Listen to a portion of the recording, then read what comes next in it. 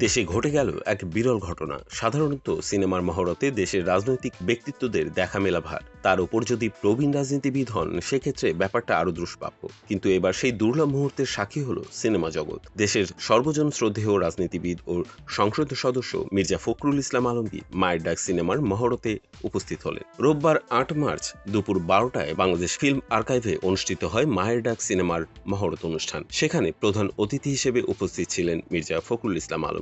মায়ের ডাক সিনেমাটি গণপ্রজাতন্ত্রী বাংলাদেশ সরকারের তথ্য ও সম্প্রচার মন্ত্রণালয় কর্তৃক ২০২৫-২০২৬ অর্থ বছরে অনুদান প্রাপ্ত হয়েছে। এই চলচ্চিত্রটি নির্মাণ করেছেন পরিচালক লাবিব নাসমুস সাকিব।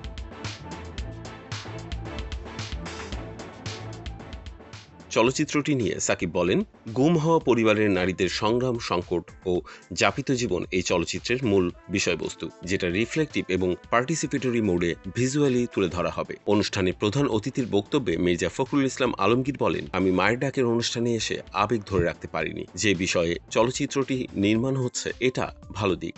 আমরা চাই এর মাধ্যমে গুম হওয়া ব্যক্তি ও তাদের পরিবারের নারীদের সংগ্রাম ও সংকট সহ সত্যিকার ইতিহাসটা উঠে আসুক। গেস্ট অফ অনার হিসেবে বক্তব্য দেন তথ্য ও সম্প্রচার প্রতিমন্ত্রী ইয়াসের খান চৌধুরী। তিনি বলেন, আমি নিজেও গুম ছিলাম। তথ্য মন্ত্রণালয় গুম নিয়ে চলচ্চিত্র অনুদান করছে, এটা ভালো দিক। মায়ের ডাক সংগঠনের আহ্বায়ক সঞ্জিদা ইসলাম তুলির সভাপতিত্বে আলোচিত অনুষ্ঠানে গেস্ট অফ অনার হিসেবে উপস্থিত ছিলেন তথ্য ও সম্প্রচার প্রতিমন্ত্রী ইয়াসের খান চৌধুরী এমপি। বিশেষ অতিথি হিসেবে উপস্থিত ছিলেন আলোকচিত্রী ও মানবাধিকার কর্মী শহীদুল আলম, হুম্মাম কাদের চৌধুরী এমপি, আনিসুর রহমান খোকন তালুকদার এমপি। এছাড়া তথ্য ও সম্প্রচার মন্ত্রণালয়ের বিভিন্ন দপ্তরের প্রধান, গুম হওয়া পরিবারের সদস্য, বিভিন্ন পেশাজীবী এবং চলচ্চিত্র ব্যক্তিত্বরা অনুষ্ঠানে উপস্থিত ছিলেন।